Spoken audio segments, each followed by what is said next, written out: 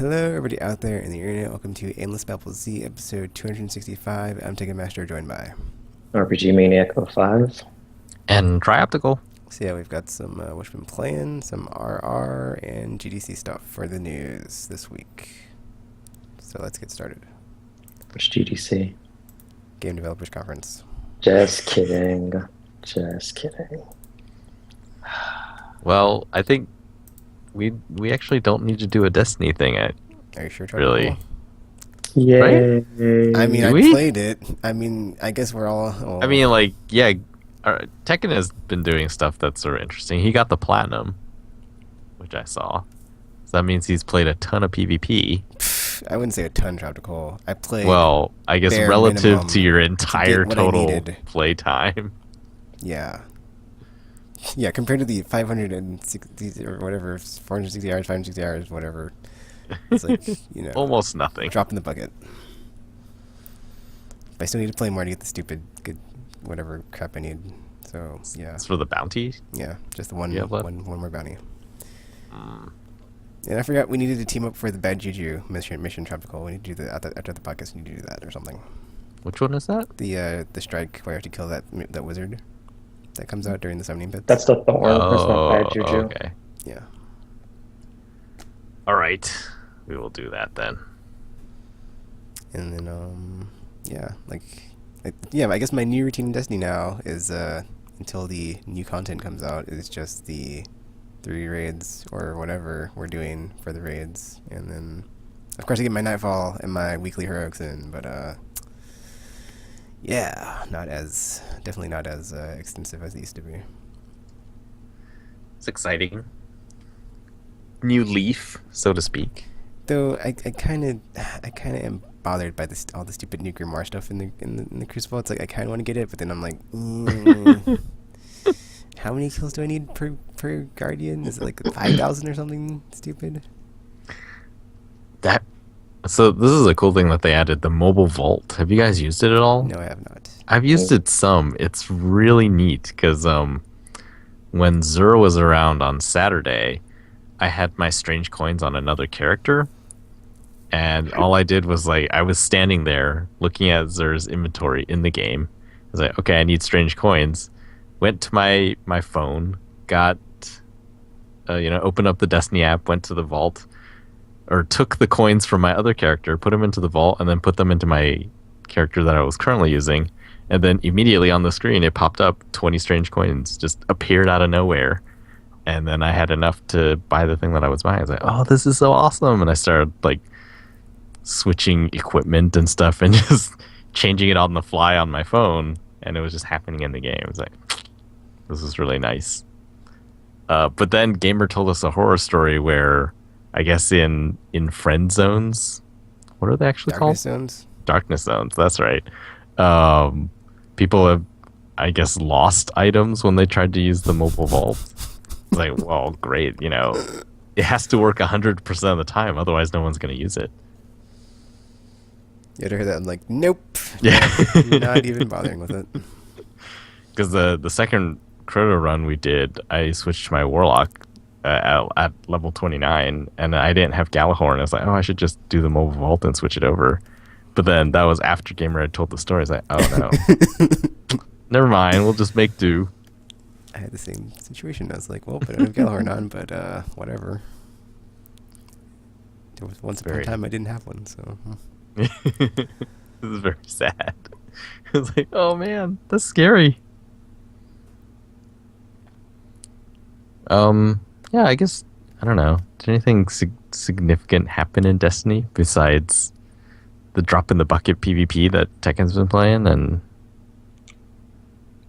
Nightfall was kind of interesting earlier today because I guess I haven't seen that one in Nightfall in a long time, so it was very different. There was more wizards than I remember and more of everything, and there hasn't been burn in a while, so arc burn was particularly startling.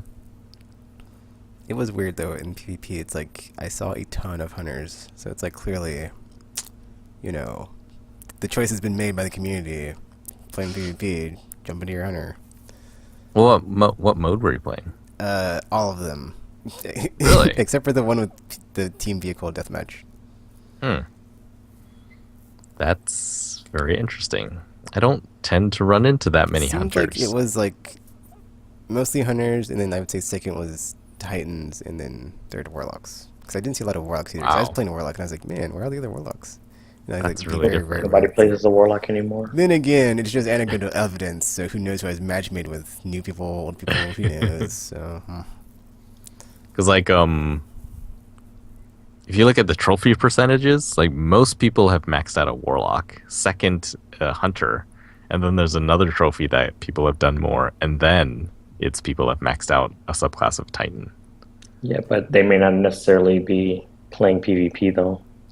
Yeah, I guess that's true. Yeah, usually I see a lot of Titans and warlocks and not that many hunters actually. I see more hunters than anything usually. Really? Yeah. That's interesting. I wonder if there actually is matchmaking. yeah, it's interesting to remember what you guys are talking about as far as like the the brokenness of them. Because like whenever I hear like someone activate their play dance, I just run away. And be like, nope, Yeah. I'm not having any of this. That's the strategy. Actually, another good strategy is I have a video of this. Every time a blade dancer comes, I jump towards the nearest ledge and then hover. And like a lot of people just sort of they try to mash melee, say, "Oh yeah, I'm blade dancer. I'm basically invincible. I'm just gonna get a ton of kills." And they'll see me jump away, and they'll try to jump after me, and then mash the attack button, and then they'll go flying off the edge. So it's like, I like this strategy. This is I usually good. just sticky grenade them. That'll learn them. Does that? Oh, I guess it. Well, in Iron Banner, it doesn't work. Oh, but it does. Oh, but it does. I actually They do want to die, try like, out Iron halfway, Band so- next time it's around, so I can get the class items. So I will Yeah. be playing that, unfortunately. I hope there's a chess piece next time. I want I it. saw your warlock had like all Iron Banner stuff. I was like, no, he Yeah. played Iron Banner. Why would he do that? It's terrible. But then it's It kind was- of annoying because the shotgun they had the last time was super ridiculous, and I've been getting killed with it a lot today, and I was like, Oh, really? the Fellwinter's Lie is just... I was using it in the Crota's End yesterday. It's okay. I don't know. Mm. It probably wouldn't be as bad if I was playing longer to adapt my playstyle, but whatever. Because at first I kept getting that where it's like, man, I keep getting killed by shotguns. I should just like not keep running into people and like being this close to them. And it's like, oh, well that kind of worked. Yep. Just stay away Good from dude. them. Stranger danger. Stranger danger. Yeah, I've decided my warlock is my Iron Banner character. Just well, at least for now, because he has all of the Iron Banner weapons. So he's got Jandar what's his name? Something Hammer is the heavy machine gun. The shotgun you were just talking about, Timur's Lash, which is the hand cannon, I think. Oh, Tamir's Lash. That one I got killed by a bunch too. I was like, dude, Yeah. I want that effing gun. I was like, where? I was like, what is that? And then like now I'm like, oh, it's an Iron Banner. So can't get that either. Yeah, I got that one as a drop in Iron Banner. I was like, oh, this is awesome. I almost bought it, but then I was like, it's 11,000 glimmer. I mean, what if I end up needing the upgrade or something? So I didn't buy it. I was like, dude, what is this gun? I don't even know. That's why I never was have like, any I haven't even clue. heard of this gun. What is this? I never played Crucible. This clearly must be some Crucible weapon, and now I know it's that. Yeah, it's cool. Then the sniper rifle and the scout rifle. Though my scout rifle is the old version, so I it's gotta not. say that was one thing I as did not powerful. mind is I did not see a lot of people sniping, so that was nice. Well, that's There's 'cause there's it's a pretty tell hard. if you are sniping, so Yeah. Yeah. it's dangerous unless you're using the No Land Beyond. Yeah, I guess it really is unpopular. I've never been killed by it before. So Well- I guess I've never seen any. I was gonna see I Murky just for the need a first chest time, piece which was or amazing. a helmet. I kind of have Oh, yeah, I kind of have a agreed. conspiracy theory about it that there might be some new content for either the next DLC or the next content update because the music's different, so therefore there must be new something there. Ooh. Because whenever you go to Mercury, it's like different music, so it's like, Because in Crota stuff, it's all different music too, so it's like, maybe, Maybe. Maybe, we'll see. Yeah, we will see. We will see. Of course, I haven't read the Grimoire card, so for all I know, everything's dead on Mercury, and it's like, haha, we fooled you, Tegan. You're way off. Too close to the sun. Dead on Mercury. The Cabal are there. No, they're not. They are secretly. You just don't know it because they're very good at hiding. Despite being 800 pounds and gigantic. Yeah, it's kind of weird. I'm just stuck playing the waiting game now in Destiny. It's like I still play every week, but it's like, kind of just. Phase I'm turn. kind of don't. slowly phasing it out to where it's like maybe I'll just play The Witcher so I can finally get through it. So. It's like unfortunately because I got some weapons so late, I still need to level them, but it's like I don't really want to. So. I'm kind of glad to be free. I'm so glad to be free. Just got to get my Monte Carlo, and I'll be free too. I'll just come back to play Crucible when the new stuff comes out to be like, yay, nobody knows the maps either, and I can be not at a disadvantage.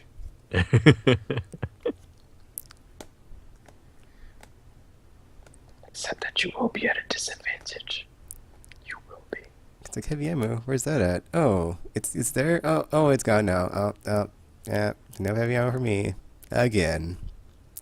That was fun, but it wasn't.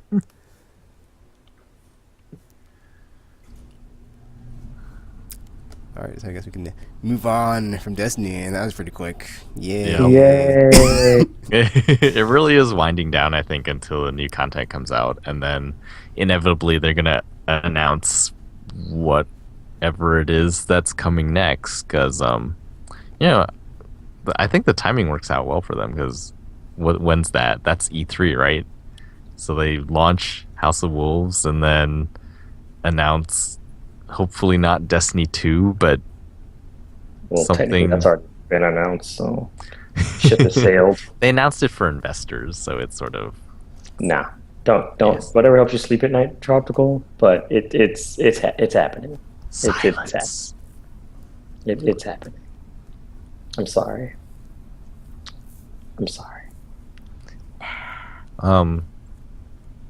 So yeah, I guess we could move on to the next. Our new co-op adventure, Helldivers. It's so good. It's so good. I've been waiting for this one since they announced it. I saw it. Well, so I'm the only one here who's played Magicka, right? Yep. For now, Yeah. I wanted to get That it, but then I saw a second one got announced. I was Isn't like, it oh, coming Yep. to PS4 too?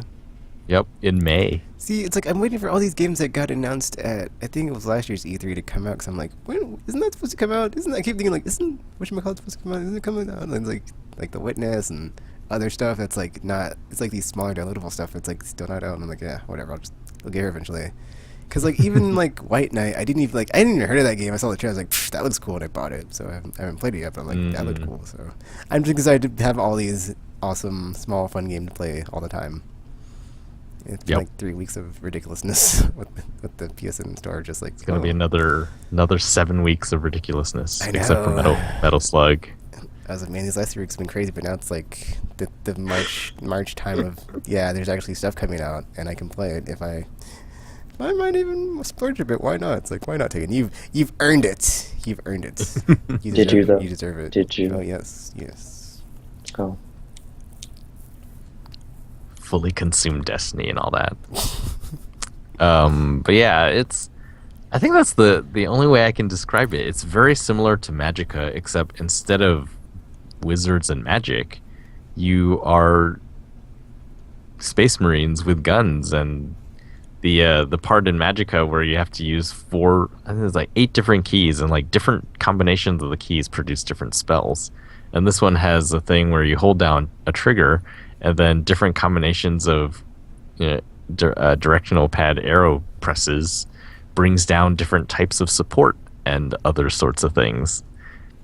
I think And that's a there's cool a mechanic because it yeah, gives you like that's really urgency fun. and tension when you're like, oh no, I don't want to mess up the inputs, and then it's like, oh crap, I have to restart. Ah, I just feel like I'm inputting codes because I'm like pressing it into like a mini computer, and it's Yeah, fun. I'm trying to memorize the reinforce one because that one seems pretty crucial.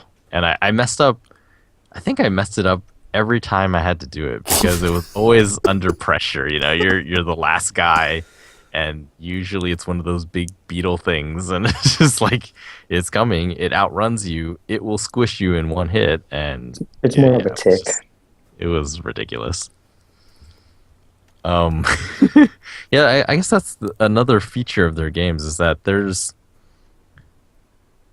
you feel like you have a lot of control, but then there's also sort of there's an element of chaos that comes into play because the drop pods that you call down can kill your teammates or yourself if you're standing under where it's gonna fall.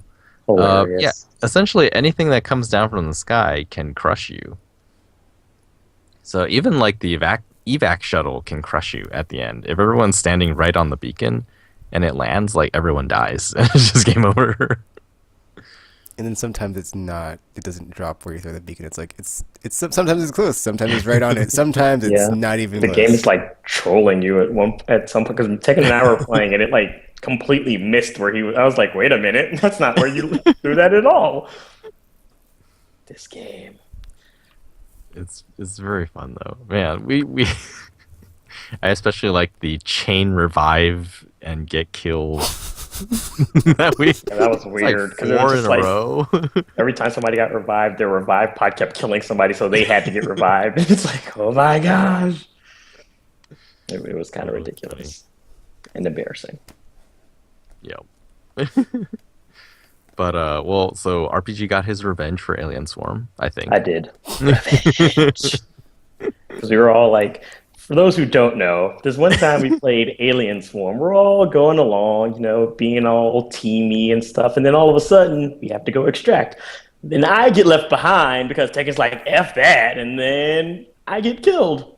And they leave without me. So this time around, when we were like extracting, I might have accidentally called in an airstrike. It was on And by purpose. accidentally, I mean it was totally on purpose. Because revenge. So, yes. And do I regret it? No. I regret nothing. It was really funny. I just got killed outright. It just shot me and I died. And Yeah. Tekken just got downed.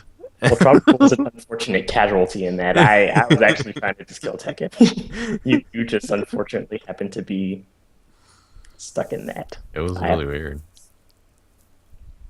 Man, there's just so much good stuff. There's a progression system, two of them, personal one where you unlock more stuff as you gain levels, and there's like new weapons and new things that you can call down from the sky. We got exosuits at the end. That was really cool. And then there's a global community progression where I guess you win like community points or something. It's like you're contributing, or it's like influence or something. Yeah. So you beat levels, and then the further you get along, like I guess it pushes out the war, the front of the war closer and closer to the home planet of the bugs. Currently it's just bugs. No, they had Apparently. cyborgs today. Oh, really? Yeah, they unlocked it or something. I wonder if there's only when there were cyborgs, were there only cyborgs? Yeah. Yes, where we were Okay. anyway. I don't know if it's like eventually they'll start mixing and matching, and it's like, we teamed up to murder you. Yeah. It's like, oh Because no. I was looking at it earlier, like a few hours before the podcast, and it was back to the bugs war, and it said that it was already the second war, and it was day 0 of the second war. Oh, So, I guess the war against the cyborgs has ended, and I didn't get to see how that turned out. we won, I guess. Then? I suppose Super Earth is still there. So yeah, like I guess it's gonna be like there was a cool game. I think it was a 360 launch game. not a launch game, but close to launch. Chrome Hounds. Do you remember that one? Oh yeah, the mech one. Yeah, it had like a war that took place every week or something, and you fought for your side and you got points and stuff, and then whoever won the war every week got something. This is sort of like that, but seems like it's faster because it's only been out one day and it's already the I guess it would be the third war now. That's really cool. Did you guys see anything beyond the challenging difficulty? There's Yes, there's like hard as hell, impossible, suicide, all that fun stuff. Oh, really? Yes. Okay. Yeah, I've only seen hard as hell so far. Oh, I'm excited. I want to play those. You don't, Tropical. No, you don't. Well, so after raiding yesterday, Tekken Gamer and we started playing, and like I just randomly picked a level and it was easy. It was on the easy setting or very easy, and it was just not that interesting. So we sort of gradually stepped it up. It was like, okay, we're gonna skip easy. Let's try hard, and we played that one. It's like, oh, that seemed pretty easy too. And then by the time you showed up, we were trying challenging, and it was far more interesting, I think, than even hard was. Hard was sort of the objectives, the missions, like they still seem pretty simple and straightforward, and rarely did we need to call in lots of support. But then on the challenging side, like we died a lot. Just wait until you get to the cyborgs. We had to call in a lot of they stuff. They can actually fight back. Well, the cyborgs like shoot and stuff, right? Yeah. Yeah, they have flamethrowers and all kinds of fun stuff. Yes. No, not yes. Not yes at all. So excited. Man, that game is so good. I wanted to try, so a unique feature of the Helldivers is that it has cross-play across all three platforms. So someone who doesn't have a PS4 could be playing on PS3, link up to people on PS4 and also people on Vita, and they could all play together. There's like voice chat across all three of them. Gamer was talking about that. Somehow it just works. And well, I guess I haven't seen it yet, so the jury is out in my mind on how well it works. But I'm downloading it on Vita right now. I have it on my PS3 now. And scared, Tropical. I'm scared. Pick up and play. So it'll be quick. We should try it later. After we do the Juju thing. Bad Juju thingy. Juju. The Thorn thing, Tropical. It's Thorn. Oh, is it Thorn? Yeah. Bad Juju is multiplayer. Ah.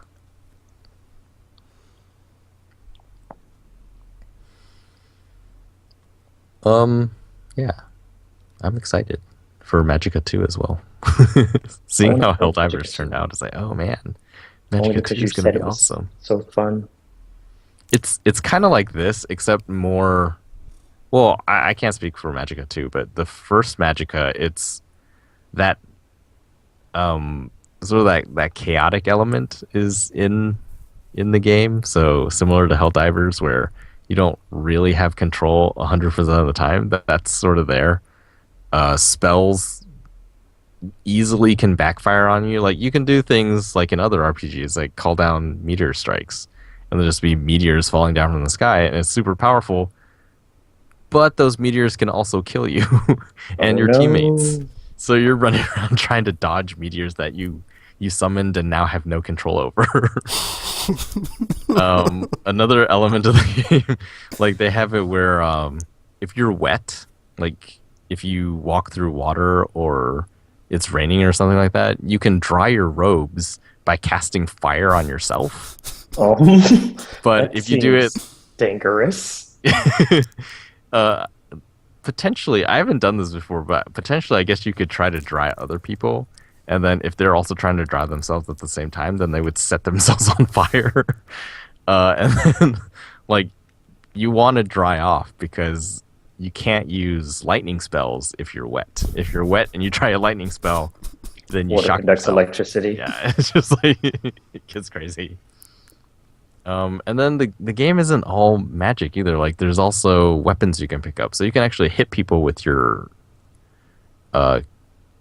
what are those things called? A staff. That's right. But then there are Forgot the word also for staff. I kept thinking cane. I was like, that's not the right thing. Oh dear. There's just a ton of parodies of different pop culture things in other games, and at one point I think it was a chain gun or something that I was holding in one hand, as though I could cast magic and also shoot guys with this giant automatic weapon that totally doesn't fit the setting, and yet somehow totally fits Magicka. So it's really funny. And yeah, the chaos element also makes it really funny to play. So when that comes out in May, oh man, that's gonna be exciting. Yay! Pumped. How pumped are you? So pumped. That's not a very good punchline at all. Never mind. Anything else with Helldivers? Friendly fire's always on. Friendly fire is always on, yes. Who did I headshot? Was it you, RPG? Yeah, it was. He was crawling on the ground. It's like, oh no. One shot, one kill. Also, this is like inadvertently funny for some reason. Like the armory screen in the briefing hub area is too small for 4 players. Oh yeah. So only 3 people can, or if positioned correctly, only 3 people can use it at one time. Oh man, that's really funny. I don't know why. It's just hilarious. I was like trying to get in, and it's just like, guys, get out the way. Come on, guys, share. Also, every planet is like broken up into different sections, and like once you clear them all, you get a bonus. So depending on what the bonus is, you get like an item or a XP bonus or something. So that's always nice. That's where we got the exosuit, right? Yeah, because today me and RPG were playing and we got the planetary bombardment thing, so I want to try that out later. Oh, cool. So I was like, ooh, call down some mortar fire from my orbiting ship.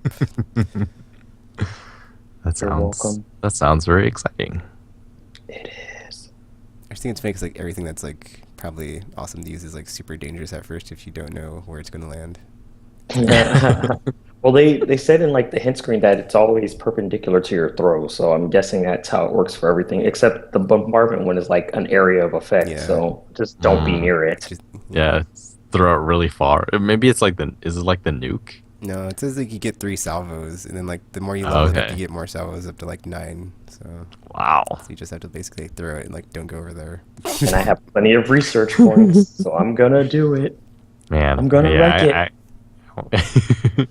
I can't wait to see the harder levels when you actually have to use this stuff, and then trying to figure out if you can pull it off under pressure. Spoiler alert, you can't. It'll be crazy.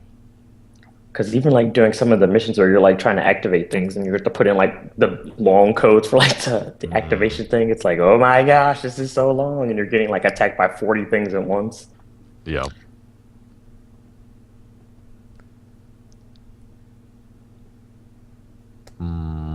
Anything else? Oh, there's that cool thing where like if are you saying technical?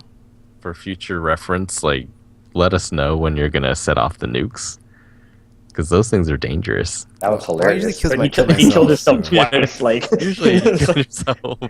It's like twice in a row. How did you even manage that? It's like you're the one who said it. You knew. You knew. It's probably in the snow and I couldn't run. No I didn't have a excuse. jump jet thing. That was very funny.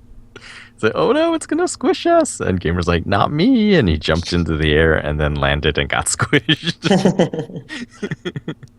Classic Helldivers. I was gonna say like the menu screen is like there's a bunch of ships, and then like after you complete the tutorial, you get to see like every ship is a different player on PSN. So that's pretty cool. Like the galactic fleet of PSN. Yep, it's really neat.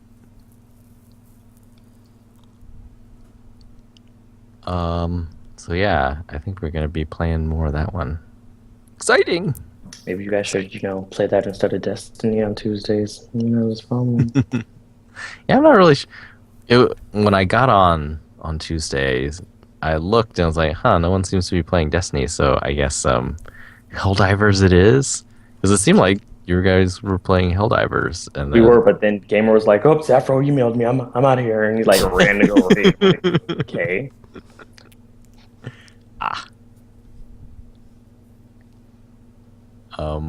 yeah, basically that's what happened. I was on, or no, another friend of mine, he wanted to play on Tuesday, and I was like, okay, maybe. And I was looking and saying, yeah, it looks like everyone's playing Helldivers. And then Zafro messaged me. I was like, oh,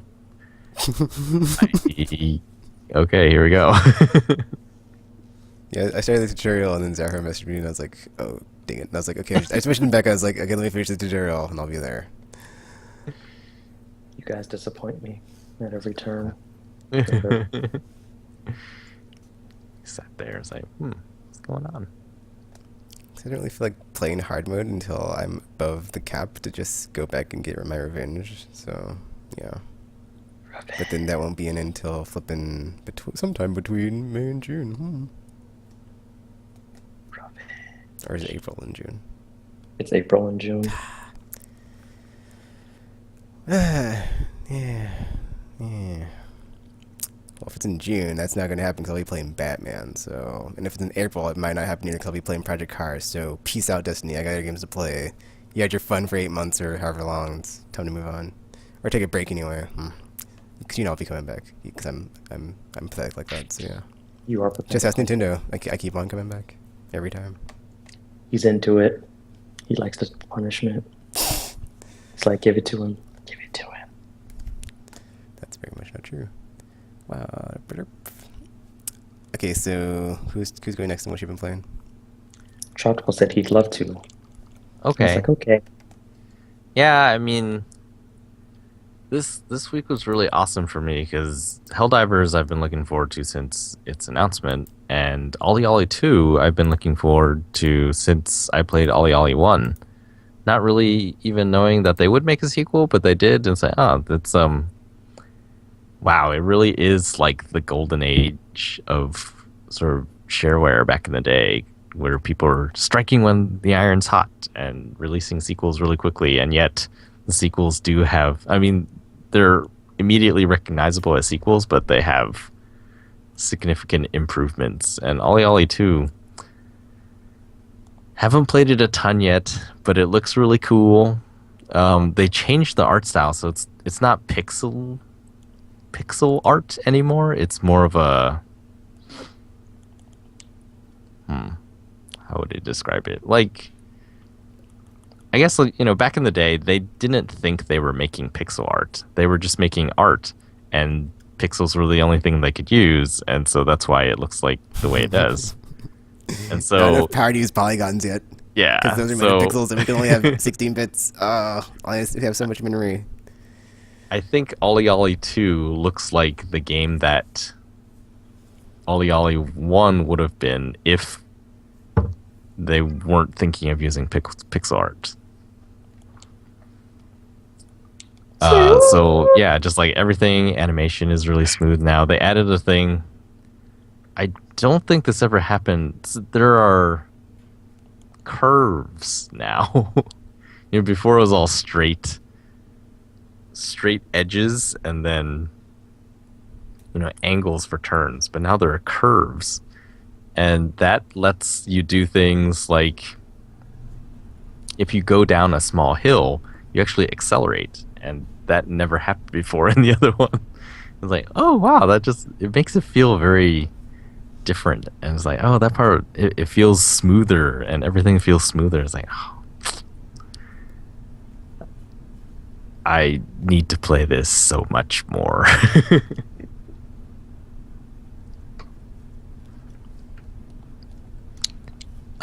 So yeah, man, and it's free this time. So everyone, you guys, this is aimless assignment. You guys should play Olli Olli 2. No. Okay. Everyone has PlayStation Plus. It's something you can pick up now. Or I guess because RPG has already started. Valiant Hearts, so that could be one as well. That one's also free this week, this This month. is like my game month, though. I can't I can't drop You it. cannot take on assignments? What? I can't do it. It's actually like really good timing on Destiny for me. Like it ran out of gas at the perfect time because like Yeah. March going forward is like when a bunch of stuff starts like just really starts dropping, or just good time for me to finally catch up on stuff that I have like on my PSN library, just sitting there and like I want to play it. It's like I still haven't played Transistor. It's killing me inside. It's just like I gotta play it so badly. I started playing it. I haven't finished it though. That game is very confusing to me. Ironclad Tactics was cool. I want to go back to that. Oh, there's so much stuff. What's confusing? I downloaded sort over of- 100 gigabytes of games on last Tuesday or something, and like I'm almost at my bandwidth cap. So yeah. I'm sort of tempted to say that Destiny, like Bungie, sort of did it on purpose. They also want to play other stuff, and so like, oh yeah, patches, whatever. And then in March they're just like, nope, we got nothing. Just waiting for the expansion, and they're sitting at home playing Olli Olli and Helldivers. All the awesome stuff that's coming out. Oh, that would be funny. The truth comes out. I'm Somehow, shocked. like I guess I would be okay with that. I would too. Like, yeah, they're just servers. Let them do their thing, and then once everyone has more time, you guys included, then release your new expansion. So yeah, that I highly recommend the Olli Olli series to anyone.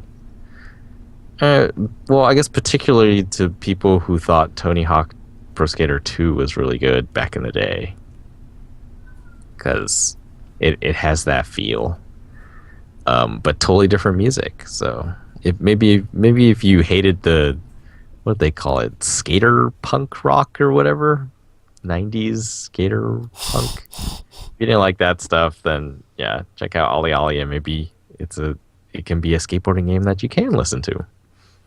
Oh dear. The other game I saw, I think it was Housemark. They've been doing, they've just been playing random games and streaming them. And they played something called, I think it's called Asterbreed. It's sort of like mecha anime inspired shmup. Oh. It is really well, visually it is really, really cool. What they've done is so there are shmups that go left to right. Yeah. There are shmups that go Vertical and horizontal. bottom, yeah, for vertical and horizontal. And then if you're feeling particularly avant-garde, there's ones that go from right to left. And then to a lesser extent, things like Sin and Punishment, they go into the screen, or like a Panzer Dragoon, they go into the screen. Mm-hmm. And Asterbreed does all of them seamlessly. So you're flying along, right to left, doing your shmup thing, and then the camera will rotate behind your mech, and then you'll be going into the screen like Panzer Dragoon, and then sometimes it'll rotate, and then you're doing the vertical thing. So that is cool. That is very much like Shadow Complex, like it kind of Yeah. that thing where it was like sometimes it's 3D or like third person style, but like most of the time it's 2D, but like yeah, like that's really cool when games do that. Yeah, it's really awesome. Like visually, it looks so good. And then combat wise, it's also pretty interesting. You have 3 different weapons. So there's a regular sort of shot, and it's like rapid fire, and it only destroys. So far, like, it only destroys debris and stuff like that. The enemies actually aren't affected by it at all. So you have to use your other 2 attacks, one of which is a sword, and you can do actually like melee combos with it. And it also has sort of a sword dash. Actually, now that I'm thinking about it, it's very similar to Zone of the Enders, where you have the sword dash move, and then you have the combo move. And then you also have that really awesome one from Zone of the Enders 2, where it was you locked on to Oh yeah, the tons and burst tons of fire. enemies, Yeah. and then you just let go of it.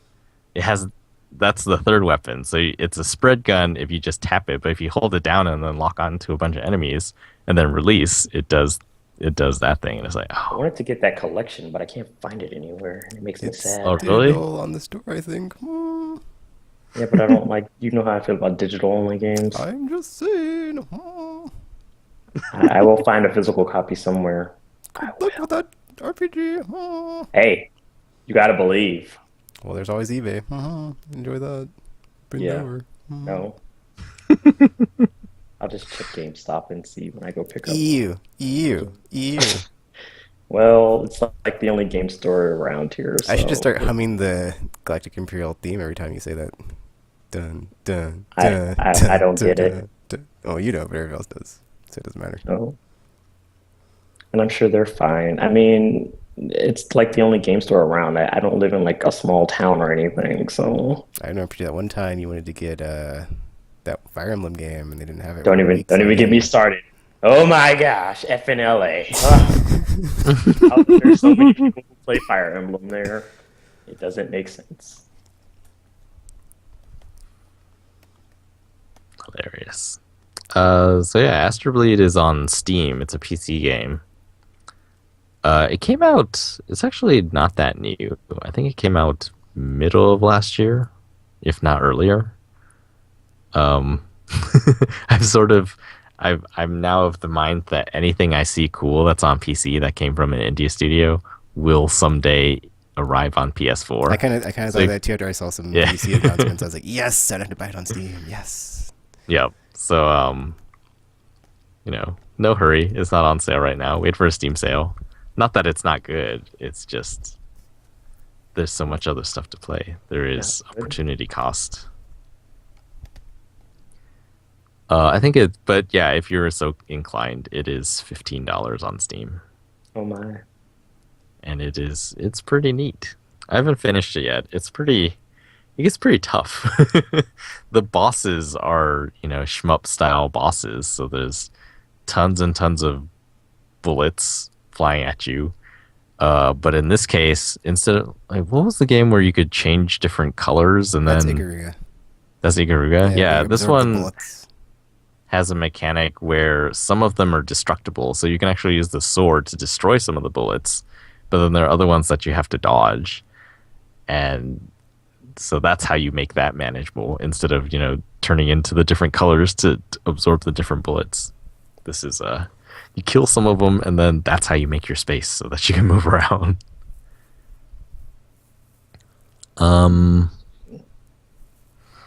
Anything else significant?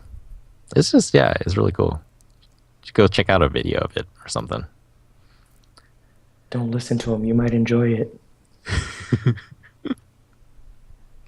Final Fantasy IX, I have played 6 hours and almost 7 hours of Final Fantasy IX, Yeah. and I'm only level 7.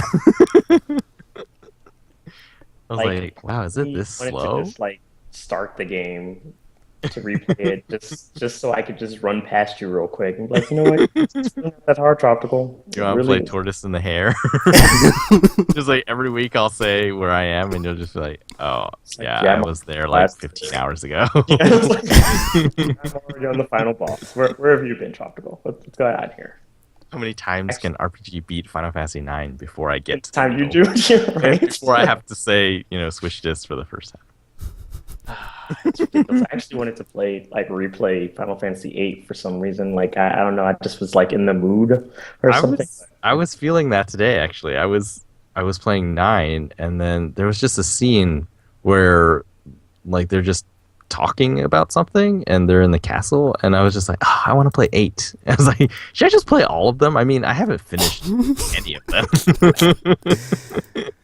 I'll just take all of them, spread them out across the 7 days of the week. Sometimes one save a day.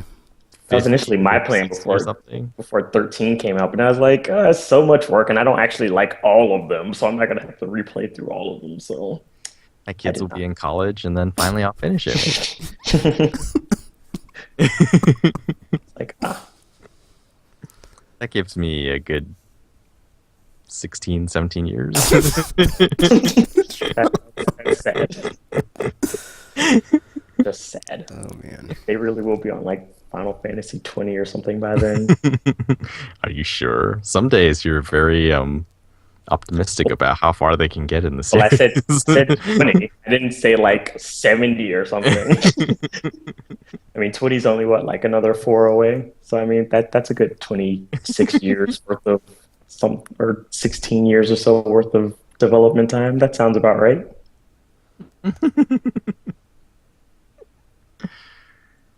Oh man, yeah, I'm slow. Obviously. But yeah, that's pretty much the games I've been playing. It's mostly about GGC this week for me. Besides the 2 games that I've been waiting forever. Do you want to go next RPG? I guess I can. I mean, the only other thing I've been playing is just Monster Hunter 4 Ultimate. I almost said Unite. That is not right. That's not at all. But yeah, I just been playing like a whole bunch of that, and I've gotten like to HR 7 online anyway, and it's like it's down to like the higher level quest now and stuff. So now we're fighting like the elder dragons and stuff. So it's getting all kinds of funsies and stuff. I've been running across like some of the newer monsters, or they're like new to me anyway, because I didn't play 3 Ultimate. So there's been like some new ones that I've come across that I kind of there's like this one that's like a dinosaur that like has like the shell on his arms, and they're kind of like boxing gloves, and he like runs around punching stuff. But he also like secretes this mucus that explodes. So like anything, and since it's like covering his gauntlet things, it's like anything he punches like is like on a delayed timer, and like it'll explode eventually, because this is kind of like a new status effect for him or something. So if you get hit with it, if you don't get rid of it soon enough, your body will just explode, and you don't want that. It's bad. So you should get rid of it. So I started trying to make weapons out of his body parts, so I can get like that effect too on my weapons, because it amuses me. So I was doing that. There's also like this new Elder Dragon thingy that I just fought today, who's like my urgent for me to get to rank 8 in the online ones, but people I keep playing with are stupid, so it just doesn't go as planned. So I don't know. I also noticed that there's like a lot of selfish players online too, because like they'll just come into someone else's room and like post a quest to try to get everybody else to join it, and it's like, dude, you can't just run up in somebody else's, you know, party thing and just like try to take over. It's not how that works. And then I've also seen people like if we're like doing a quest, once they get their quest done, they'll just leave and won't help like the host or whatever like do anything. So it's just like, I don't know. It's just like guys, get it together. And I think it's because, I mean, I don't know if it's just because like I've put in like hundreds of hours into like the Dark Souls series and whatever, so I'm like used to, you know, doing like co-op stuff and helping people. So for me, it's just like, even if I'm done, I'll still like stick around and like help people clear out their stuff. But it's just like people in this game are just, I don't know, man. I don't know, just like How is it that Monster Hunter doesn't have a good community? My gosh. Right? That's what I'm saying. It's like, this doesn't make sense. I don't know. I'm very disappointed in some of these people. Very, very disappointed. I'm like, you guys are kind of the worst. And then one guy, I was like in the room with one guy, and somebody had actually done that, where he like came in and like tried to post a quest while we were in the middle of trying to help him do his thing or whatever, and he like went on like this full on rant. But it's funny because there's like a character limit on the 3DS chat thing, so he had to like keep posting sentences on the so it's just like a stream of him just telling him how he can't come in here. It's like, you can't come into somebody else's house and then ask them to clean yours and all this stuff, and he's just like going on a rant. But it's like, it's funny because the guy had already left, but he couldn't see it because he was still typing. I was just like, yeah, he's gone. It's like he left a while ago. So it was great, but you're just like going on a full-on rant, and I'm like, yeah, this is great, because he's just posting all these sentences, and it's like the guy had already left like halfway through, and he's still going. And I'm like, I wonder if he noticed that the guy left already. And then like, by the time he got to the end of his rant, he was like, oh, he left. And I was like, yeah, like a while ago. but it was great. I was pretty amused, but it's true though. It's kind of just like, dude, you can't like run up into somebody else's room and do that. Like stuff like that kind of irritates me. It's like don't like come in and then just want people to help. Because I mean, yeah, some of the bosses are kind of hard. So I know some people don't want to like do them a bunch and stuff, but it's like you kind of have to get over it. It's like how that works. None of the giant dragon monsters are supposed to be easy, otherwise it wouldn't be giant dragon monsters. It's like what are you expecting? Like if you want something easy, go hunt like the bugs or something, or like the herbivores who can't really fight back. So I don't know. It's weird. I don't understand. So it's just yeah. I'm just disappointed in a lot of people. I mean, not everybody online is like that, but I've seen like a good chunk that are, and just like, man, I am disappointed in you. If only you knew how disappointed I was, or if I cared enough to tell you how disappointed I was, then yes, that would be happening. But yeah, for the most part, just been doing that and like making weapons and stuff and killing stuff violently and all that stuff. I think it's kind of cool. Well, like I said, some of these monsters are new to me because I haven't played like a couple of the previous ones. So, but like a couple of the elder dragons, like in there, because they're like defined as like monsters that can alter like the environment and the terrain just by their presence, kind of thing. And I didn't notice it until I was like fighting one of them recently. Um, it's like it's unique in that it's like the only wind element monster in the game. So it was like when we were fighting it and everything, I didn't notice it until like it had left the area that like the snow and stuff stopped falling and like the air got all calm and everything. I was like, oh, that's kind of cool. So it's like just by him being around, he causes like blizzards and everything, and he like shoots tornadoes, which is not fun at all when you're trying to not get killed because it's like, oh, look at this, there's a giant tornado heading towards me. So that's always fun. But yeah. But for the most part, that's pretty much how this was going. I've been thinking about just soloing the one giant dragon guy, but he's like, I don't know. It's like it takes so long to do stuff like that, and he's kind of like a pain in the arse, and I don't know. He's kind of a jerk, and it rains meteors during that fight, so it's not a simple task. So, dude's new, but yeah. I think that's pretty much it. So, how many hours do you think you've put into the game so far? Over 100 already, based on my Wow. playtime clock thingy. Is So, is that a lot? Average? that's like starter. So Okay, so you really like don't have a bunch of super awesome gear yet. You just have I mean, the gear I use is pretty useful for me anyway when I'm playing online. But there's like people who are already like rank G47 and everything, so they're like way ahead.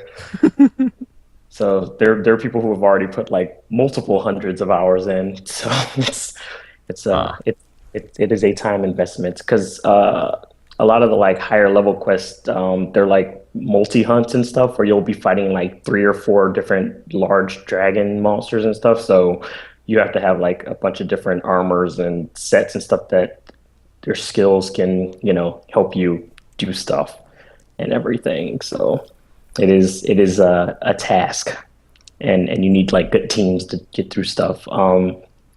The stuff like the offline stuff is like the monsters are easier, which is likely because you don't have four hunters, so they're like, okay, we mm, can be slightly easier, and your cats aren't as strong as like an actual hunter, so mhm. they kind of like nerf them a bit, so it's actually manageable. But online, they are definitely beefed up. I mean, you are. I mean, when you're strong enough, you are capable of, I guess, soloing some stuff. Because I mean, I was able to solo one of the elder dragon guys by myself once because for some reason like there'll be times where my internet connection will just crap out, and then there'll be times where it's just like it'll be going fine and I'll just be playing online with no problem. So it's like, and it always happens in like hard quest too, where everybody will just drop and I'm like, son of a bitch. So then I'm like in the middle of like fighting one of them, and I'm like by myself now. I was like, well, this is probably not going to end well, but I I somehow manage sometimes, even if I had to run through like all the resources I brought with me and everything. So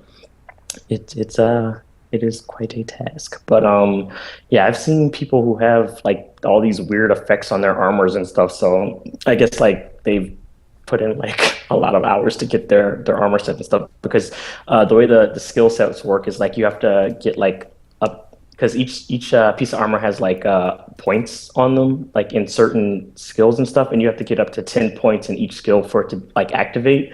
So like for instance like a chest plate might have like 2+ in protection or something and then you have to like get up to 10 points in it whether it be through putting jewels in the slots or if your other armor pieces have that with extra points and it'll give you stuff. So it's like there's like a management thing with based on like the type of weapons you use, you might want to use like certain skills and everything and certain armor sets. So you'll also be, you know, hunting a lot of stuff because you probably want to change like armor sets and stuff. Because like since I use hunting horns in addition to other melee weapons, sometimes I try to like get the maestro skill on one of my sets so it can like let the buffs last longer. But yeah, trying to get the bard set is like ridiculous because you have to like play the arena and get coins and like each armor piece needs like more coins than I'm willing to put in the effort. So I'm like, yeah, it's too many armor things. One day I'll just get bored and just play a bunch of arena, I guess. But I don't know. I don't know. So yeah. Mm. I'm never gonna get there. Pretty much. Pretty much. You might as well give up now, Tropical. Give up now. There is no hope for you. I mean, you can just play it slowly though. You don't have to, as long as you're not like playing online, because people aren't going to want some like crappy hunter on their team. And they're like, this guy. Like, what? He's HR nothing. It's like, what's HR? Exactly. It's like, just kick him out. We're like still using like the starter armor set. It's like, Yep. This guy. Yes, I am. Yeah, don't do that. Why? And you're just a liability. Oh. But so the only way to get armor is to make it, basically. I mean, you can like it's like you can buy some of it because it like unlocks a few of them, but it's like weaker stuff and like easy stuff to make. So it's like pointless for you to buy it, and it's more expensive to buy anyway. It's cheaper for you to make it, and it's cheaper to do to upgrade that way because if you're buying it, it costs like thousands more than it would if you just made it yourself. Because yeah, it's cheaper to just get the parts and then do it. Because it's the same thing with the weapons too. Although since weapons have like upgrade paths, it's probably better to upgrade them anyway because you need less rare parts if you just go through upgrading rather than if you try to make them from scratch and do it. Because then you need like plates and rubies and stuff, and those are not easy to come by. So it's like easier to like upgrade and make stuff yourself. Instead of being a lazy person. Well, someday. I don't expect it. I don't. Like, despite all the games that are coming out this month, you'll have plenty of time to actually catch up to me if you wanted to, but you probably won't. So, yeah, I am disappointed in you, Tropical. Yeah, it's just like I don't know what I'm doing most of the time. It's like, oh, you go hunt this thing. It's like, okay. Or not even that. It's just like, go kill a bunch of these things. Like, sure. And I will not, like, I'll be able to do it, but it doesn't feel very skilled or anything. It's like, are you supposed to feel like no, you are not skilled in this game? you don't get to do until they like train you on like simple stuff. They're like, they don't trust you to hunt big monsters, so you won't get the cool stuff until slightly later than that. But I mean, it should be the first couple of star quests are like pretty quick though, so you should be like in rank in no time to actually start hunting the cool stuff. I actually had gone back because I think I needed a part for something. Oh yeah, I needed like a jaggy claw or something, or a great jaggy claw, and like I forgot how much stronger I had gotten since I actually fought the thing. So it's like within seconds of like swiping at it, it was like mission complete. I was like, well, that was quick. So, you do become overpowered at some point, and then you get to be the giant monster. So, yes, it's nice to feel powerful. And my team right now is currently failing to kill the Zingor, which seriously, they disappoint me at every turn. At every turn. Which is sad because Dagger's here, so she should be doing a lot better. I blame her sister. She's the pro. She is. And I think that's the thing too, because like usually, like I've played the other Monster Hunters with her, but it's like she ends up like getting so far ahead of me, I end up stopping. And that's also part of the reason why I haven't seen some of these monsters too, because it's like, well, if I had gotten farther in the game, I probably would have seen them. But yeah, she's always ahead of me. But I'm actually ahead of her on the online one this time. So. Oh wow. But only by like 1 rank though, because we're actually trying to like raise up their rank now. So should be up on me soon-ish.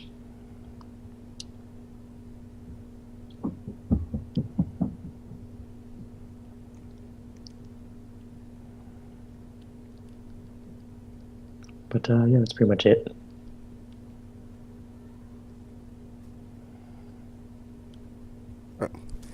Okay, well, I've been playing, besides Destiny and Helldivers, same old.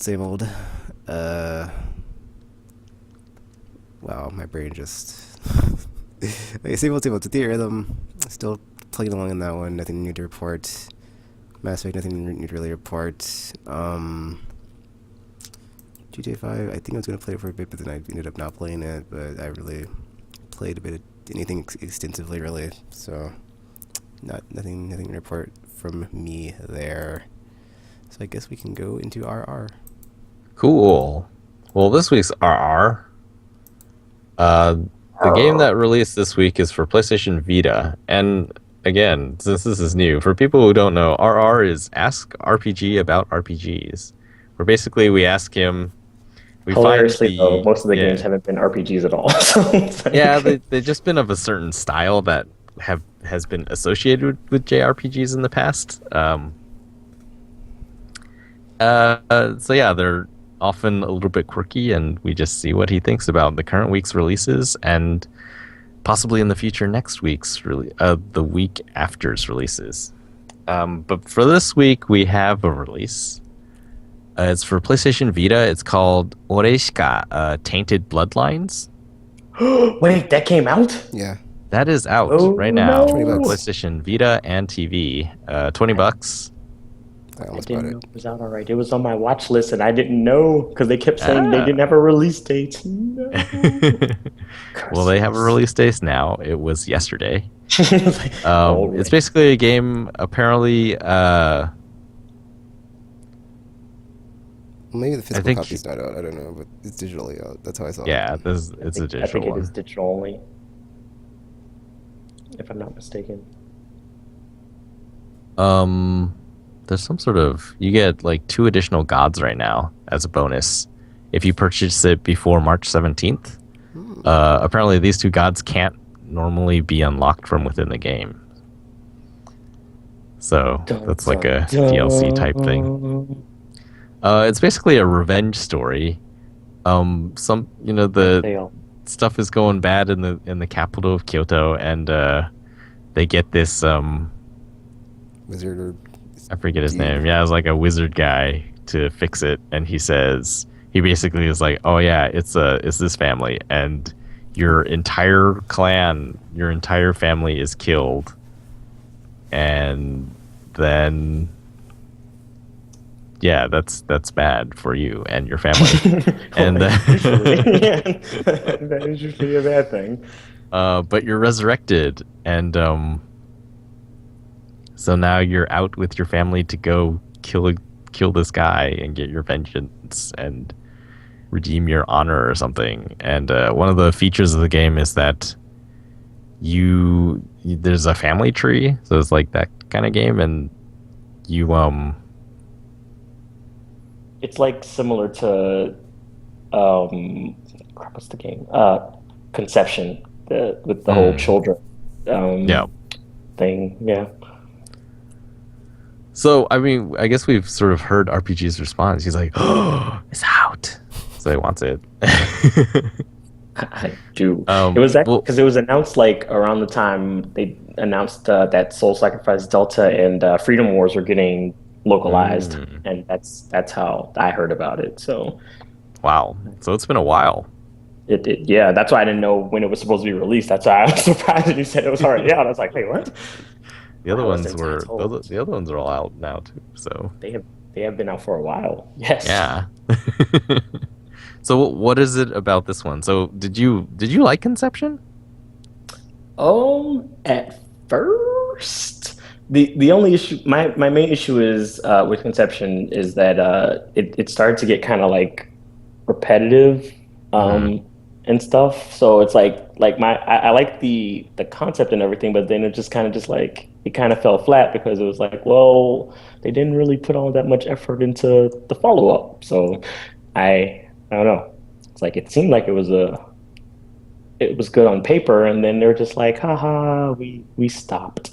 And I was sad because it's like made or well, Spike made it, and I mean I like their other games, but their other games are visual novels, so that's probably why it's not the same. So I don't know. I was thrown off. I was thrown off. So it was my own fault, I guess. But could have been But better. yeah, for this one, it looks very, I guess, traditional JRPG style. Is it? Yeah, Like the it's turn combat is based. sort of, yeah, you're standing on one side, they're standing on the other side, and you fight demons and stuff, I guess, on your way out of the underworld, I suppose. Mhm. More or less, kind of, for the gods. Fun. So are you gonna pick that one up now that you know that it's out? Yeah, Okay. because now I know. Um G.I. yeah, Joe. so sounds like it's getting a good recommendation at this point before he's played it. And I guess that concludes another episode of RR. Short, sweet, simple. Next It would have week been we fun. got Tokyo Twilight Ghost Yeah, had that not Recurrence. gotten delayed, that probably would have been this week too, or last week Mhm. or something, because it was supposed to come out on the 28th, and it Oh got yeah. delayed. Yeah. Okay. So yeah, as far as we know, that one's coming out next week. So I'm excited to hear a bit about If that it one. better, it better. That will be cool. So yeah, we can move on to the news. GGC is this week. It's currently happening right now, and there is a lot of stuff coming out of it. Lots of game announcements. Lots of hardware announcements have been pretty big. Um, and like technology, like engine announcements. Oh So yeah, Unity 5, believe. yeah, yeah, that Unreal is Engine really 4, exciting for me. not as terrible as Unreal Engine 3. Yes. Do we know that for sure yet? I Have we seen mean, I was I just want to about to say, believe can we? Tropical. I want to believe. So yes. Well, okay. So on the engine front, what tech I'm talking about? Unreal 4 was the first one. They had switched from their super expensive, hey, buy this license and then pay us royalties and all this stuff over the years, to a monthly subscription, and it was something like $19 a month, and then was it 5% Yeah, it's of 5%. your sales or whatever? That's what it used to be. Now it's the $19 a month is gone. So Unreal Dev is it Unreal? It's just called Unreal 4, I think. Is free for anyone to download and make stuff with, and all you have to pay is 5% of your revenues over, I think $3,000 is the cutoff. So you make more than 3,000, you got to start paying 5% to Epic for using their tools. Oh no. Meanwhile, Unity, they've always been. So, for example, Unity 4, there was a free version, which was totally free as long as your company was making less than $100,000 a year. Once you surpass that, then you have to purchase the professional version, which I think at the time cost $1,500 to have that, and that didn't include things like iOS deployment and Android deployment and stuff like that. Those were extra add-ons. For Unity 5, they've made it so that actually the pricing is the same, except that they've added a monthly billing option for the professional version as well. The main difference is that in Unity 4, the free version was severely cut back. So things like nav meshes were not supported, and like HDR lighting wasn't supported, and like fancy physics-based water simulations were not supported in the free version. You had to buy the professional version to get all the really cool-looking stuff. That is no longer the case with Unity 5. Unity 5 free, personal edition they call it, is totally the same as the professional edition. So what do you get for professional then?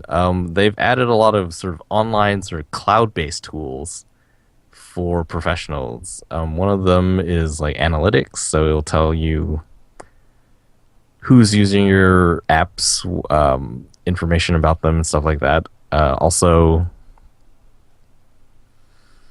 there's some sort of cloud storage type thing. I don't remember the details. And then I think advertising, like Google Ads, but Unity. There's a game out right now, Crossy Roads. It's sort of like Frogger, but 3D pixel style. And apparently all they've used is Unity ads, and they've made something like $3 million in the past few months. Oh, my. It's pretty crazy. Ugh. It's a free game, and that's what they've made off of it. That's insane. It's pretty fun. I've been playing it. It's like, oh, this is kind of fun. Oh, It's you're not so cute. tropical. Too bad you never talked about what you've been playing. Or actually. Well, I playing mean, there's something not really else. anything to say about it. It's infinite Frogger, Oh my. but it's like isometric. And sounds like you know, some there are kind of parts level of that hell. move way faster than Frogger. So Frogger had the cars and the logs, and they all they pretty much moved at the same pace. This one also has bullet trains, and they'll just like zoom by every once in a while. That's not right. So like game wise, it's very simplistic, but graphically, I think it looks quite nice. And it's like, oh, this is very cool. There were some That's what the Froggers cool thing like to me was like looking at all this. Well, at least when they showed the sizzle reel was like just the scalability of stuff of like Republic stuff like that. It's like, oh, it's really good on like a tablet, but then it looks just as good on a console. Yeah. Mm. Unity 5. Well, I just downloaded it. I haven't gotten a chance to check it out yet, but it's like it is the multi-platform tool I think most people will use. Like Unreal, it's powerful, yeah, but you have to know more in order to use it. Unity, I think, is a bit more accessible for people, especially with the plugins. Like there's one, I think I've talked about it. It's called Playmaker, and it basically becomes a drag and drop thing. So you can go to Unity's asset store and just like download free assets. So like cars and character models and just things that people have made, and just take those, and then with Playmaker you can just sort of drag and drop and make a game. A functional game. You'll still need to know like design theory and stuff like that to make a good game. But yeah, like tool, just technology-wise, it's very simple with Unity. I don't think Unity 5 supports Playmaker yet, though, so we'll see. Or Playmaker doesn't support Unity 5 yet. And then the third one is Source 2 was announced from Valve, and that one is going to be totally free as far as we know right now. There's not really that much detail about it, but they're talking about it's like their hat market thing. They want to make it so that all gamers can also be creators as well. So we'll see how that goes. Oh no. Tekken, are you going to pick up Unity Yeah. 5? Okay. It's fun. It's super tedious to make a game, but if it's fun for you, then you can totally do it.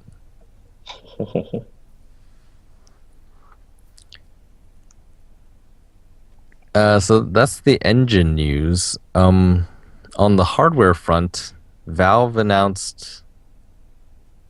I can't remember what it's called. It's like Steam Inline. Is that what it's called? I don't know. I feel like you're just making it up. Which one is inline, Tropical? It's the $50 micro console thing that you can hook up to your TV and then Steam. I think it is called Steam Inline. I'll look it up while you're talking. Okay. Yeah, like there was a lot of micro consoles, or not a lot, announced here, but sort of. Steam announced this small device that you can hook up to your TV, and then you'll be able to stream your Steam games from your computers to your TV. And that's going to be $50, so that's pretty cheap. And it's Steam Link, Tropical. Oh, Steam Link. That's what. Okay, my bad. Just making up names. Alongside that, they're also going to launch the Steam controller. I actually haven't seen a final version of it coming out of this GDC. There's a video on The Verge's YouTube channel. Yeah. It has a It's weird because I went back to the trackpad because I hadn't seen it since the last version. I was like, oh, this is the final version. Interesting. Oh.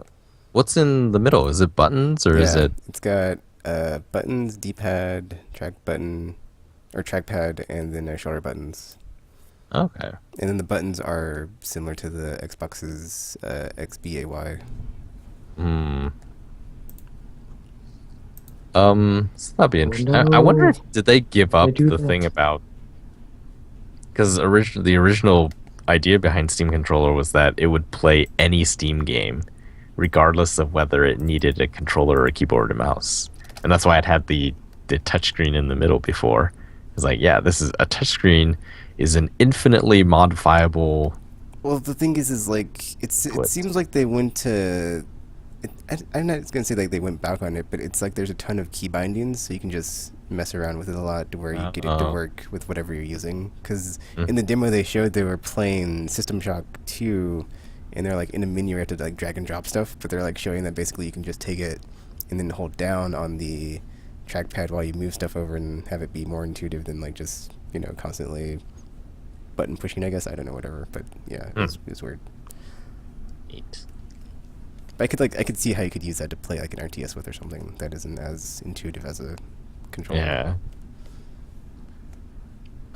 So that I think they said you could get a bundle of the controller and Steam Link for $100 as well, and it's supposed to be like November. What's going to come out? We didn't actually see any Steam machines, did we? That makes me sad because that's all I wanted. But they still have like a talk Thursday, so maybe. Okay. Yeah, it looks like they're just going for the in-home streaming thing right now. It's like, I mean, that's cool. I was thinking about it the other day. Like, that's why GDC has been very exciting for me, because I was also looking at I got a Amazon Fire TV recently, and that's like a small Android console, but it's not really for games. It's mostly for Amazon stuff. Of course. And then so I was looking at, I was like, okay, what else is out there? And Android TV is the thing coming out from Google. So they've released a Android TV. Asus made it, and then Razer is gonna release one sometime in the next few months. It's I think it's called Razer Forge TV, and it's supposed to be a really powerful Android micro console. And they also want to do a streaming thing where it'll stream Steam games to this device, and it's in your living room, and it's Razer, so they're making a super high-end living room keyboard and mouse thing, which is kind of cool. It's like the mouse has magnets in it, just enough so that it'll stay on there's like a board on the side of the keyboard that you use as the mouse pad, and so the magnets keep it on there, but it's not so much that it interferes with you being able to move the mouse around. It's like, oh, that's pretty cool. But yeah, that one's gonna be, I think that one's $100 when it comes out, but it doesn't come with Is that the one that doesn't come with the game controller? Yeah, I think that one's the one that doesn't come with the game controller. But yeah, at GDC, NVIDIA announced they're doing the same thing, where they're releasing, what's called NVIDIA Shield Android TV, I think is the name. Oh my. And That's a mouthful. it's also a super powerful Android console.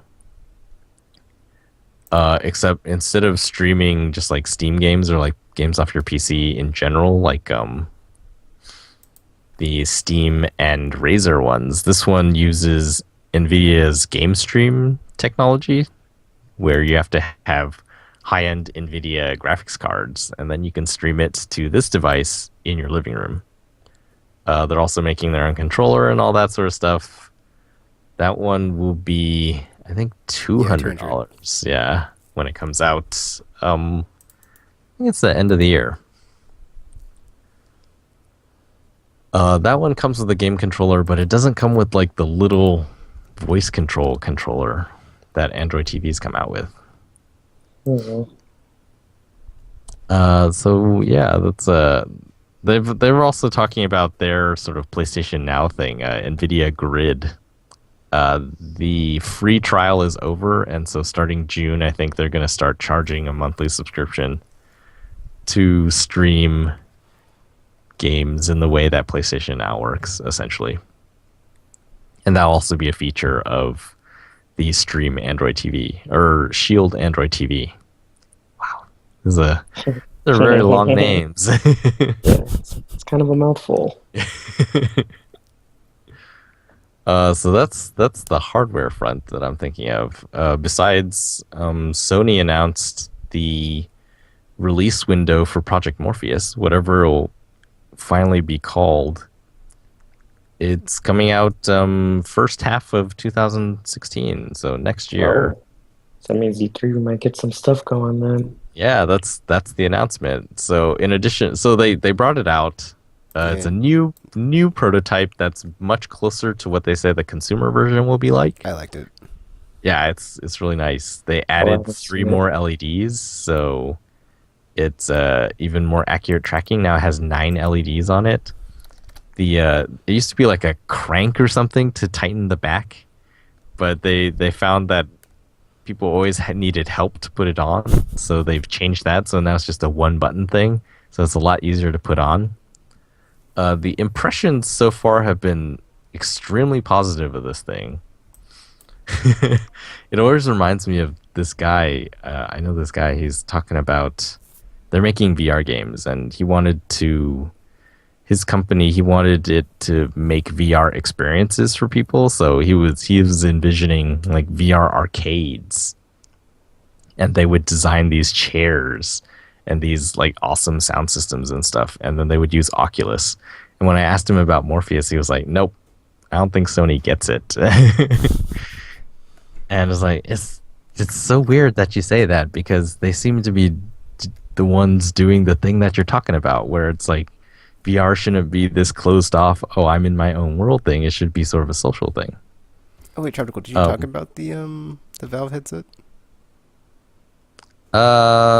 I think we talked about it last week, didn't we? Because it was announced a little before. Did we even podcast last week? I'm sorry. We did podcast last Okay. week. Maybe we did talk about it then. I don't Okay. remember. Well, I mean, we'll touch upon it because they haven't really talked too much about it. It's just we know who's making it, essentially. Or I guess was it Lighthouse or Yeah, that little, thing? the little room device with lasers. That's new, I guess. That's neat. But yeah, Morpheus, like it's improved a lot, and the impressions that people are writing about from GDC is like it is the most comfortable VR headset they've ever had. The other ones, everyone is making these things that strap the goggles to your face, whereas somehow Morpheus is just perfectly balanced to sit on top of your head. I was like, oh, that sounds nice, like a butterfly. Okay. That's one way to look at it, I guess. Have you read these impressions? I haven't. The I don't impressions are bother really reading cool. the chapter because it's like I need to experience it myself.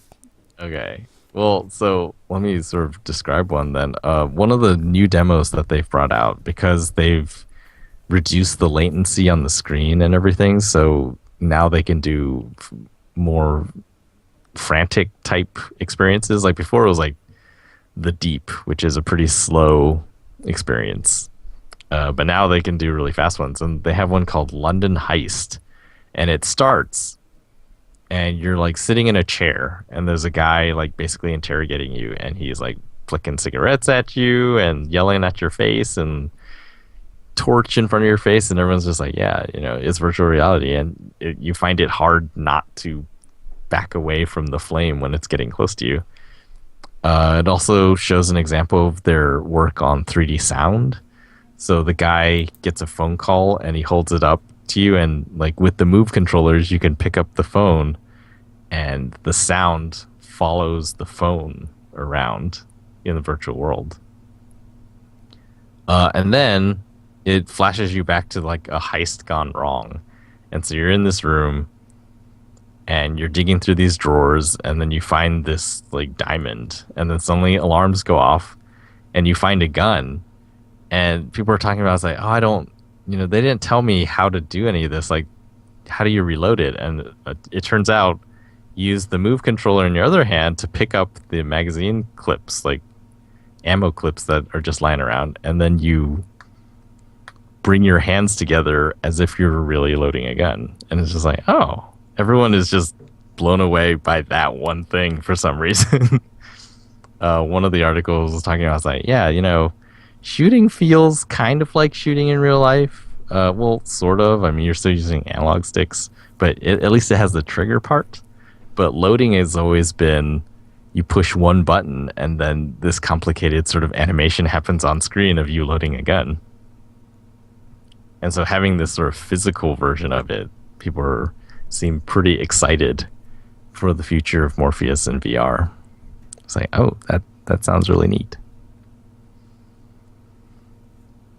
So yeah, what is the Lighthouse thing is basically a sensor that Valve has developed for is like motion tracking basically. I think so. It's like a small motion tracking sensor for VR applications. So instead of, I guess, having to have controllers, you just move and then it tracks you. Yeah.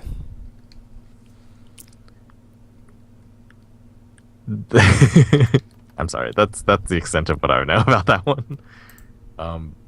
Because as far as I know, PlayStation is the only one making their own hardware and software at the same time, whereas Oculus is, they're using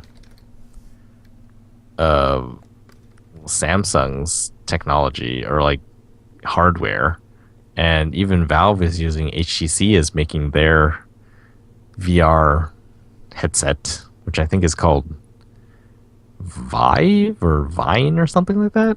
VIVE. Yeah. Yeah. So yeah, with the sensor thing, they've designed it so that it can be inserted into lots of different types of hardware. So computers, cameras, mobile phones, stuff like that. And so I guess it's up to other manufacturers to actually incorporate those things for them to actually have that.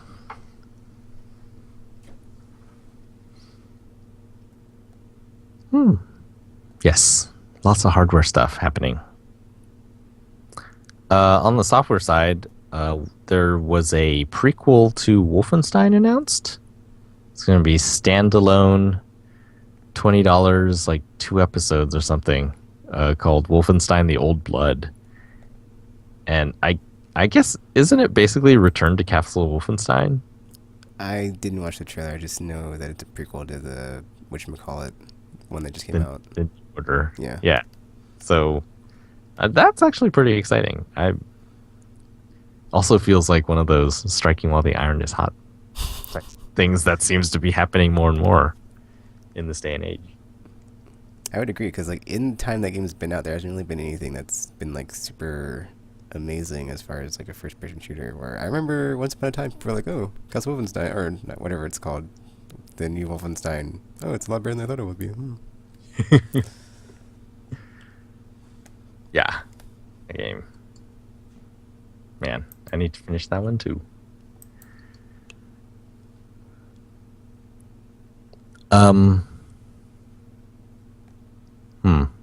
I'm blanking right now. There's also announcements for Wasteland 2 for PS4 and Xbox One, as well as this game called Centris, which is a music rhythm, but more to it than that. It's hard to explain. Just look it up. It's spelled Centris. It's pretty cool. Okay. Yes. Yeah, I guess a lot of versions of games that are already out have been announced. Like Wii U is getting Don't Starve. Why can't I think of any? Oh, Shovel Knight is going to be on Xbox One. And Battletoads, apparently. I guess, maybe. We'll see. Yeah, like there's some sort of Battletoads cameo. Kind of like in Kratos Shovel Knight. is in the PS4 version, I imagine. And they keep teasing Battletoads, so I think that's all you're gonna get. we'll see. I mean, to me, it's like. Well, I'm not gonna say anything because I don't say anything bad. I'll save it for after the podcast.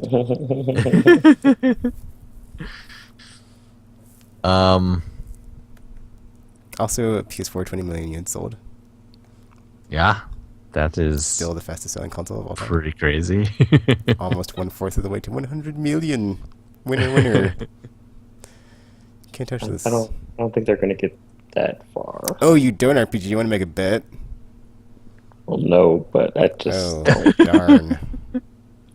Oh, why don't you think that RPG? Well, I mean, that just seems like a lot of consoles to sell. I mean, I'm not saying that they shouldn't. I'm just saying I don't think that many people are still on like the gaming train to do that. RPG thinks there's been an exodus.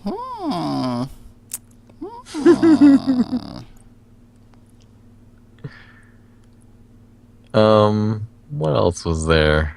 Elite Dangerous is coming to, I think it's exclusive to the Xbox One.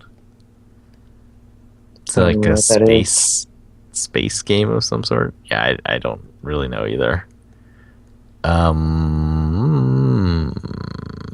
Let's look over here.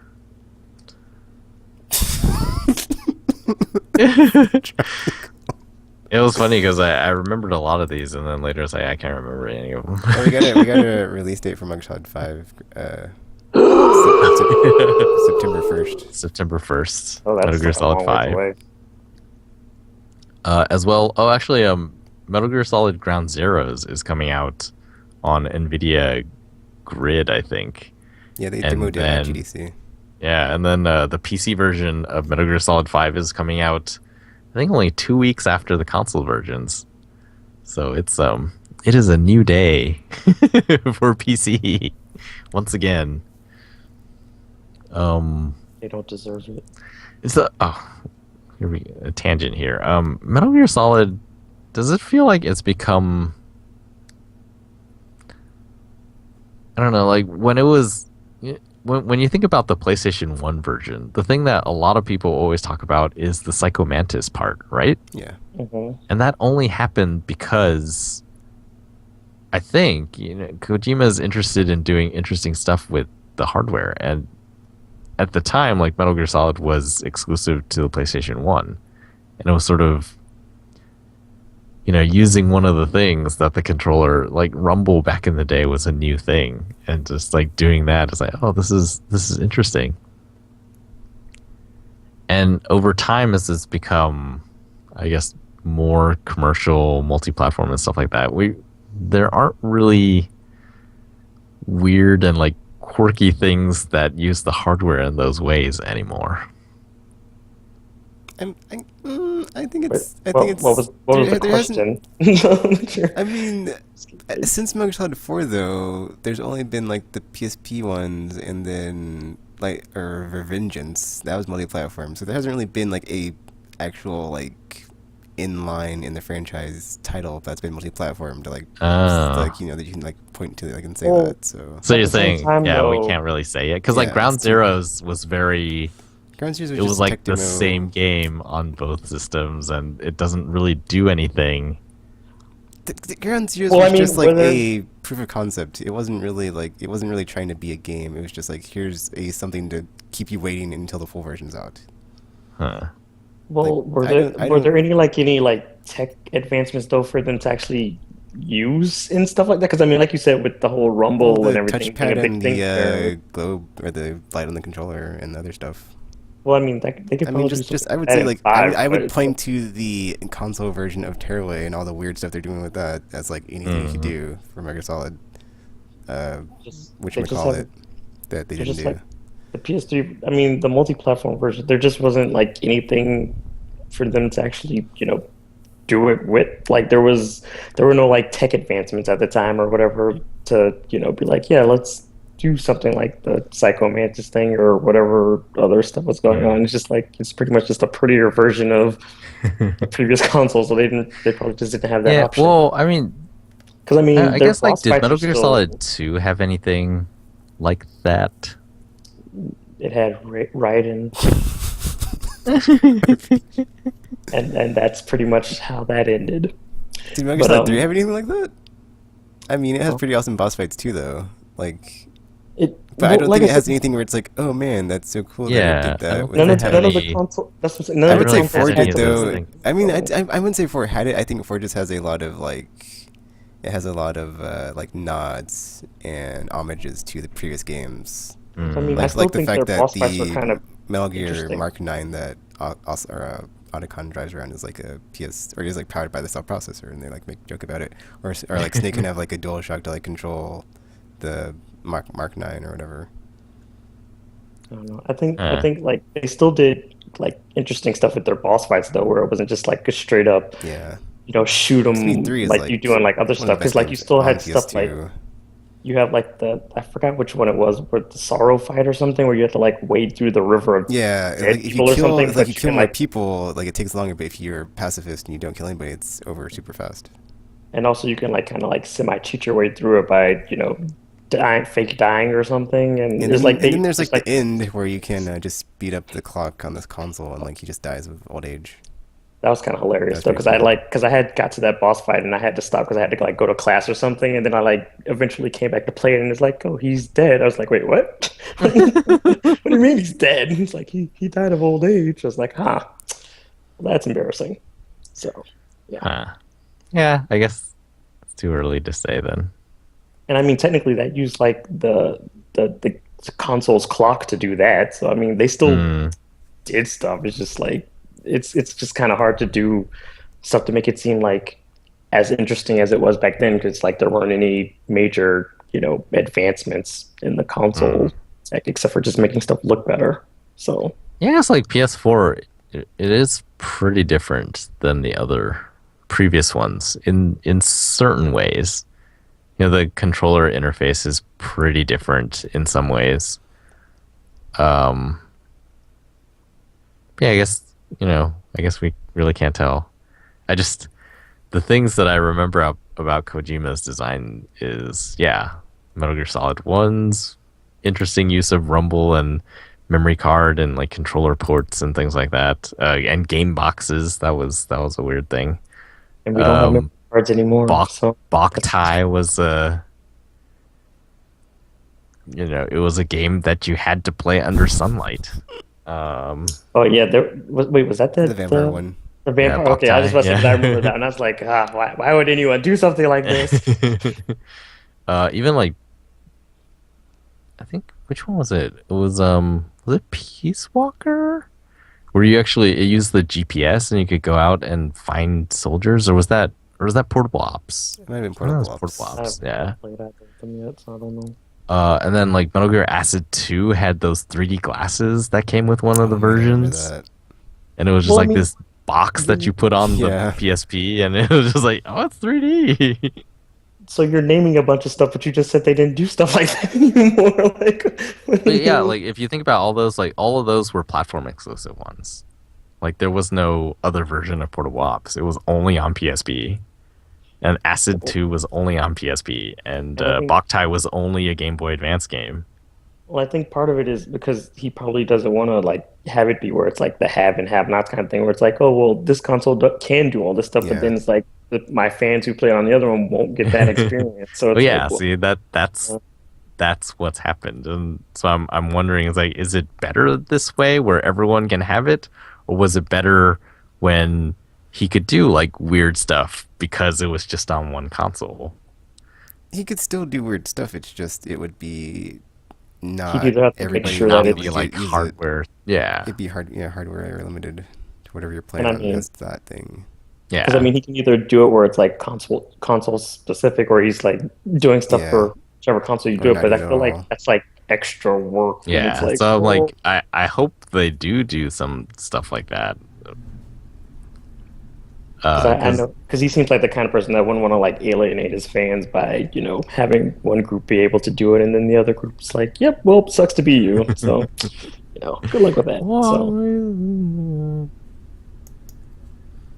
So I mean, for anybody who's punished themselves by buying the other console, that is great. I mean, he's being sympathetic and he's like, well, I mean, I understand we all make bad choices in life, so I'll just make sure you can at least still get a good experience.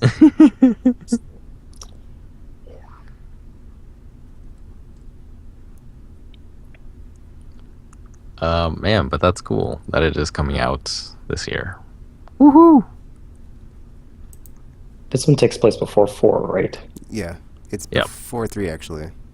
Before how? Because No, it's after 3. Because wait, I thought it was. 3 is like a prequel or something. thought- Wait a minute. It's after 3, but before Metal Gear Oh, I'm sorry. 1.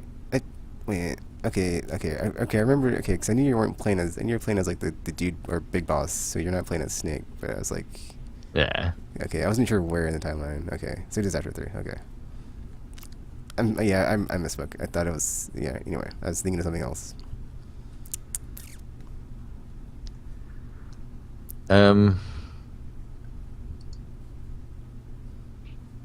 Oh, actually, there was something I forgot to mention last week that got announced. Telltale's new IP.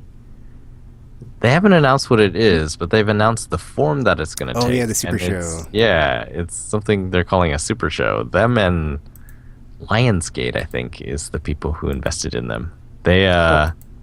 It's basically going to be. Most immediately, it reminded me of what they were doing with Quantum Break, where there's a scripted, non-interactive TV show element, and then there's also interactive Telltale style element, and you can play them in different orders, and it'll be different depending on what order you play them in. Yeah, and then because they also have the non-interactive part, they can also have like a show running in between the times that the games aren't out yet, or the playable parts aren't out yet. Yeah, I don't know what this is gonna be like, but people seem to be excited. So I'm not a fan of TV shows. yeah, I don't know. I don't know. It kind of depends though, because like Lionsgate kind of does a lot of different kind of stuff, so it's you can't really pinpoint the. Well, type they're of- mostly the money guys. Telltale actually owns the IP, so they're gonna be doing everything. And I guess Lionsgate will provide expertise when they can, and sing it or something. yeah, pay the bills and such. That makes more sense then, because I was like, how are you going to even figure out what to do? They do a lot of stuff.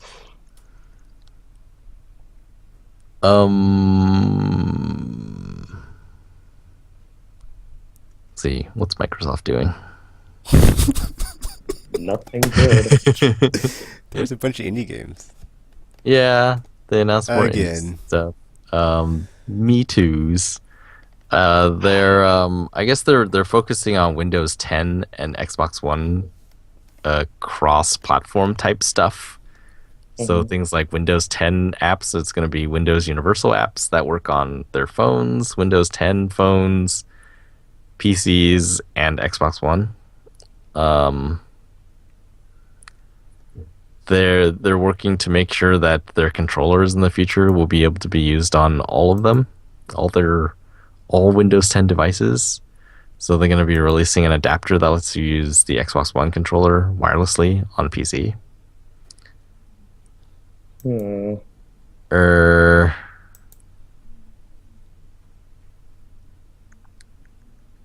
Everyone's excited for E3. Yeah, apparently more. Everyone's stuff. always excited for E3. So that isn't news at all. That is what E3 is kind of for. It's like saying, this well, is... the sun rose this morning, and then the moon showed up at nighttime. Well, moon didn't Somewhat really show unfortunate. Or the stars came out. Maxis Emeryville, I think, is the one. Yeah, they shut down. EA shut down that studio. The original studio of SimCity and The Sims is now gone. Oh no. I never played any of them, so it's okay. But it kind of sucks for the studio, though. Yeah, their last two games got a lot of hate, though. First Spore, and then SimCity. But Spore seemed like it was like a cool concept to me. You know what? Never mind. People hated it for reasons that had nothing to do with the game. Of course, because wasn't it just like DRM stuff? Yeah, it was DRM stuff.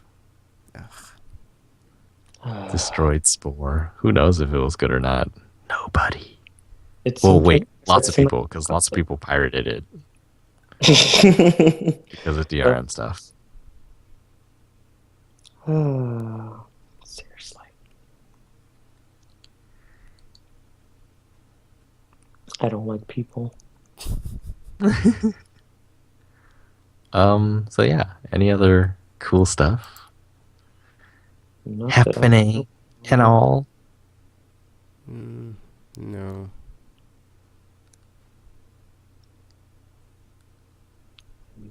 Yeah, I can't think of anything.